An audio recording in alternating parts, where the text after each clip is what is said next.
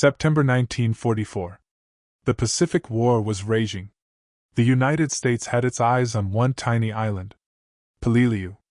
Just 7 square miles. But it would become one of the bloodiest battles in World War II history. Some called it unnecessary. Some called it hell on earth.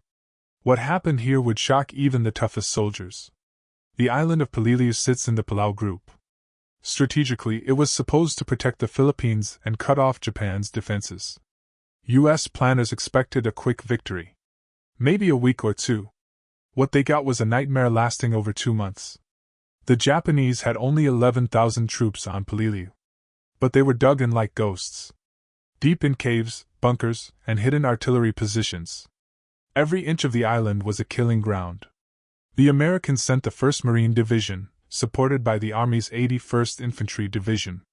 17,000 men in total. They expected fierce resistance. They did not expect hell. On September 15, 1944, the Marines hit the beaches. The sand was white. The sun was hot. But the moment they landed, bullets tore through the air. Mortars, machine guns, snipers. Casualties came fast. But here's the twist. The Japanese didn't fight on the beaches. They let the Americans land. Then, from caves and ridges, they ambushed them. Snipers shot from hidden positions. Artillery rained down from high ground.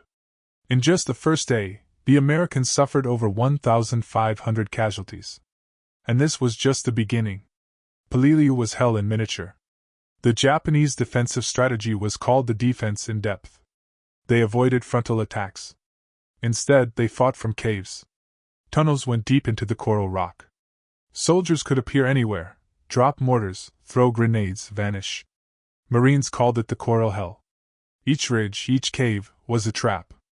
To take one bunker, men had to charge with flamethrowers and explosives. Often, hundreds of Marines died just trying to clear a single position. Shocking fact, on Peleliu, more Marines died in a single day than on D-Day in Normandy. The intensity of the fighting shocked the entire Pacific Command. By the time the battle ended in November 1944, over 1,800 Americans were dead, and more than 8,000 wounded. Japanese casualties were almost total, over 10,000 killed, nearly every soldier on the island. The terrain was brutal. The heat, the coral, the lack of water, it made survival as hard as the enemy bullets.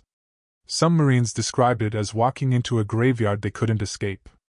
Strategically, the battle's value is debated. The island's airstrip was used, but only briefly. Some historians call it an unnecessary slaughter. The Japanese could have been bypassed.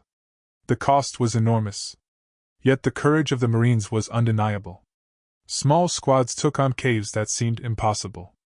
They adapted, fought, and survived against one of Japan's deadliest defensive strategies. Peleliu was small in size. But its legacy is immense. A lesson in courage, in strategy, in horror. It reminds us how brutal the Pacific War truly was. Next time you read about World War II, remember Peleliu. Just 7 square miles. A battlefield where thousands fought, and thousands died. Where courage met unimaginable hell. The Battle of Peleliu may be forgotten by many, but history will never forget the price paid in the coral sands of this tiny island. If you want more shocking World War II stories, hit subscribe and journey with us into history's most intense battles. You won't believe what soldiers faced next.